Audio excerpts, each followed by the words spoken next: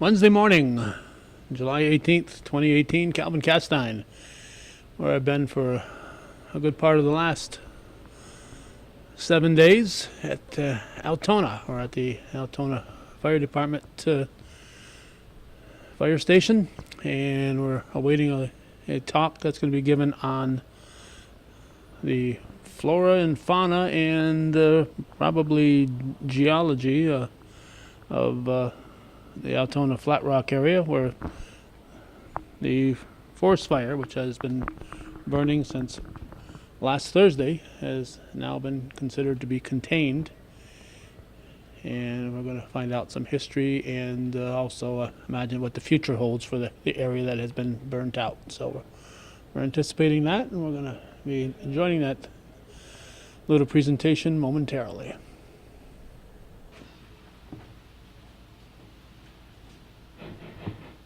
How's that? Is that loud enough? That's not bad, right? Do you guys use it in the back? Oh, yeah. Okay. So we have Chris Alberga, who is a forester for Region 5, and he's going to speak about Flat Rock and some of the interesting geology of it. And we have a doctor from Plattsburgh who also is on his way here, probably about 20 minutes, and he's going to give another take on it. Without further ado, Chris Alberga. Good morning. So this is going to be a little bit cut and paste here. Tim, I hope will be here in a little bit. We'll certainly have a lot more in-depth information about the Flat Rock. So the fire up here basically is largely contained on two ownerships. One is New York State Forest Land, which we call the Flat Rock State Forest, and the other is the Miner Institute. I think the fire is probably about 40% on the state forest and about 60% on the minor lands.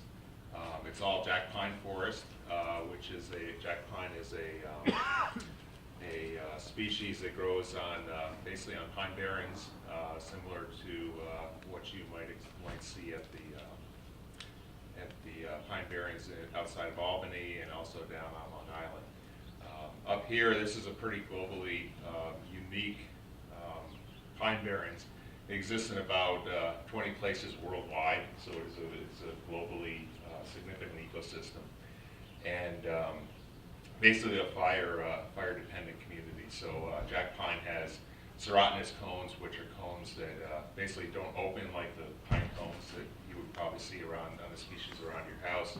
It actually really requires fire to open up those cones, and so periodically in this area, probably about 5 or 6 times over the last 100 years, there have been fires similar to what we've experienced here, where the fire gets up in the crown. It actually will open up the pine cones from the jack pine, and the cones will release their seed onto the ash bed that's formed from the fire, and that's actually how the forest regenerates. So on this pine barrens in particular, it's really essential to have periodic fires, because the fires is really what perpetuates the forest community here, unlike most of the other areas of the state.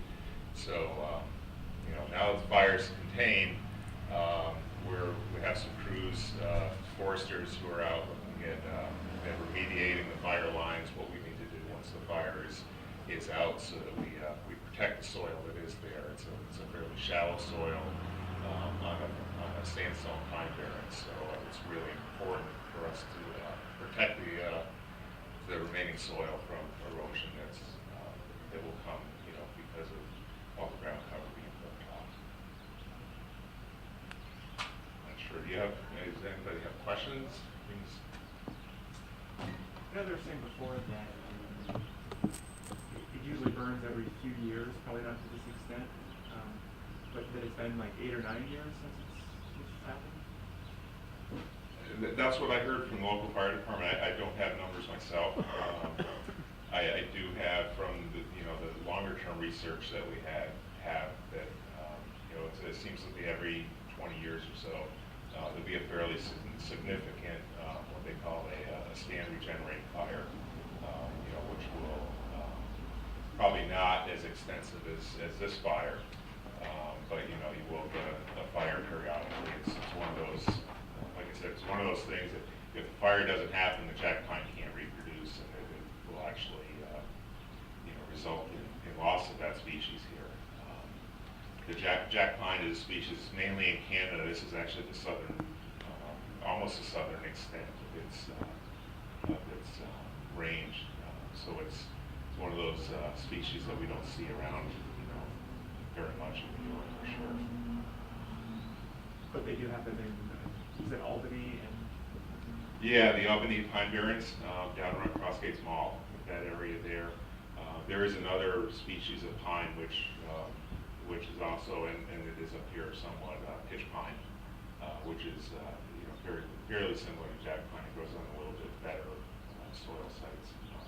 Jack pine is one of the species that, you know, will kind of grow where nothing else will grow. It doesn't take a whole lot of soil, and real sandy, nutrient-poor soils where most other things won't grow. You'll find jack pine, a little bit of pitch pine, and blueberries, huckleberries, things like that. So if I understand correctly, this is going to help it more than it's going to hurt it? Certainly, it is going to help it. I mean, you know, the trees that are there, you know, are going to die off, but this is releasing the seed for the next cohort or the next generation of trees to come in, just, you know, perpetuating the same forest. So ecologically, it's a good thing. Can you say and spell your name? Sure, I'll give you business cards afterwards too. I have all my cards. It's Chris, K-R-I-S. Last name is Alberga, A-L-B-E-R-G-A.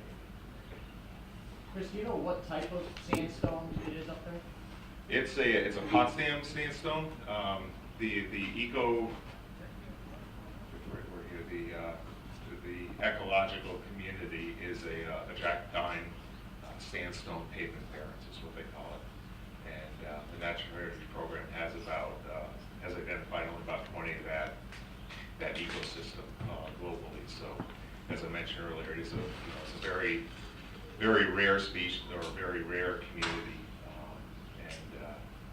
So it's important for us to be able to perpetuate, you know, this community here because it's one of the fewest, it's one of the largest, it's one of the fewest examples of a sandstone pavement barrens that we have, and certainly in these United States. Because the soil, because you notice up there, when I was up there, there's a real delineation between the soil and the types of trees. So it's almost like a line drawn where the soil gets really deep and then you get into the hardwoods.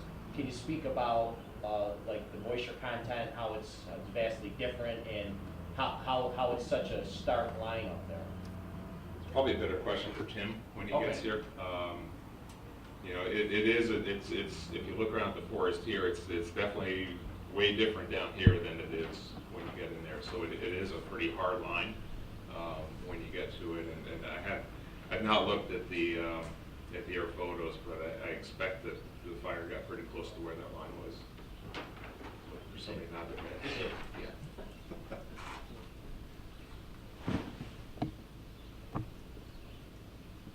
Being out on the line, that cover type change, as soon as it hit the hardware, it went drop right down. That's not burning moisture content? Yeah, it's in the cover, the flues and all that. It's a whole different fire system under the hardware. So it did burn a little in them, but it's just never found, never been anything like that. We're pretty much on the western margin of that line too. The Jack Pine Barrens kind of starts roughly from where we are and runs west towards Plattsburgh, or east towards Plattsburgh.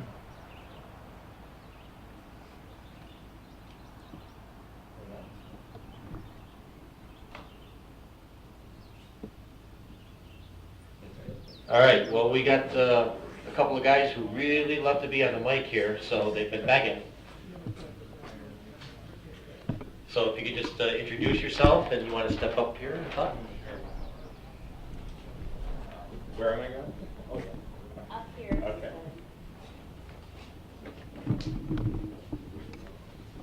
Hi, I'm Dr. Mark Lesser. I'm a forest ecologist at SUNY Plattsburgh.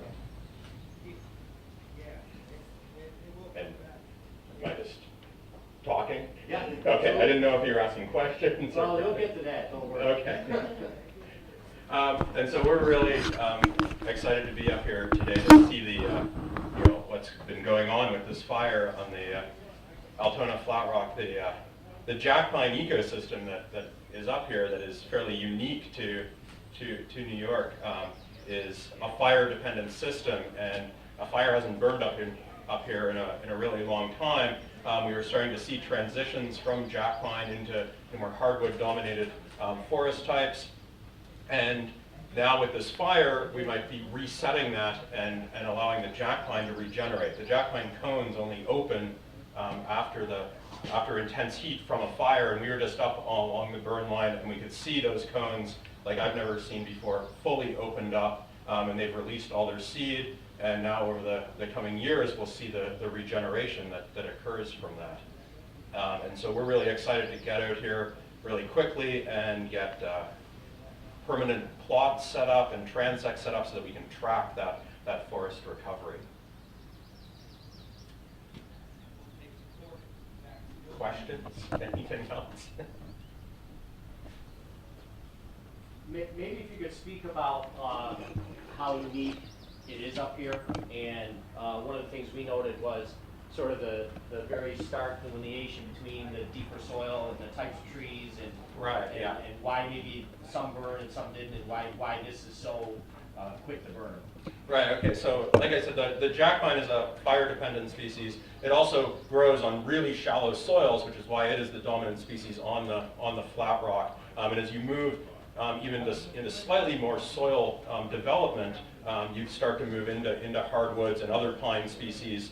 But the jack pine is a very drought-tolerant species. It does well in really shallow soils, like we have here. It's also, evolved to be in a fire system, and that the cones only open after the fire, and that the fire's cleared the understory, in this case the blueberry and the huckleberry, and that allows the jack pine seed to then have an upper hand as it germinates and comes up. But across the landscape, you get these little pockets where there was more hardwood, where there's riparian areas around the streams, and you don't see those areas burn as intensely. And it'll be really interesting to see how the seeds coming from those areas that didn't burn interact with the jack pine trying to regenerate. One of the really interesting things about jack pine is that this is the southernmost limit here at the Altona Flat Rock in all of North America of jack pine. And with ongoing climate change, jack pine might not be doing as well here as it historically has, and that's been interacting with the absence of fire at the site. And so now how climate change and now this fire interact to either to hopefully help the jack pine at the site is going to be really interesting to study. As it sort of recovers, maybe you could speak about what will recover first and how long it might be for everything to sort of rejuvenate itself. Right. I think what we'll see probably is some vegetation coming in, even by this fall, some grasses, early successional species. But by next summer, we should be seeing jack pine germination. What will be interesting to see is that there is also a lot of birch in the area, and whether or not there's a lot of birch regeneration that's going to compete with the jack pine or not. But within a couple years, we're going to be seeing, hopefully really dense jack pine, almost like thickets across much of this area. And that will then start to naturally thin itself out as the trees grow. Good. Very good. That was easy. Okay.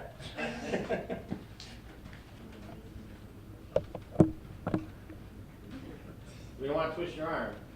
Maybe a minute, but Well, okay, maybe we will. I'll tell you about my.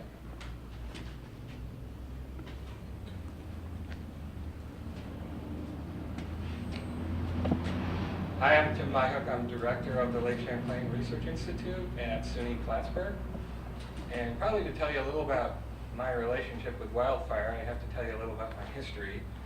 I did my PhD work in Yellowstone following the 1988 wildfires in Yellowstone, so I actually had studied for years, literally 30 years, effects of wildfire on ecosystem dynamics. So particularly in my case, aquatic systems, streams, for the most part in Yellowstone. So I come at this from sort of a scientific viewpoint. Fire on the landscape has an effect on the forest, has an effect on how energy moves through the forest, has an effect on wildlife, but also on stream systems and fish and everything. Generally speaking, lessons from Yellowstone that were learned about wildfire include they suppressed fire in Yellowstone for the 100-year period prior to the 1988 fires, and learned the lesson that when you suppress fire, you create a lot of fire forest that's ready to burn, and you get big patches that burn when fire moves through that forest. So Yellowstone currently has a fire suppression policy, but only after a fire exceeds something like 5,000 acres. They've adapted their policies after those big fires in the 80s to let more forest burn in smaller patches that then prevents large fires from coming through when you get years like this where you have a dry year, and everything can really, a lot of fires can happen. This situation here is a pine barren, which is a fire-adapted community, as you heard Mark talk about, and it's very similar. We have this in New York State, actually, on the Albany pine bush. They do prescribed burning to keep the forest intact, to keep it healthy, to let that become essentially a healthy, intact jack pine forest stand. So that's some of my experience with wildfire. I'll talk about streams all day long, so I'll stop there and not talk about streams in Yellowstone or anywhere else. Thank you. Yep.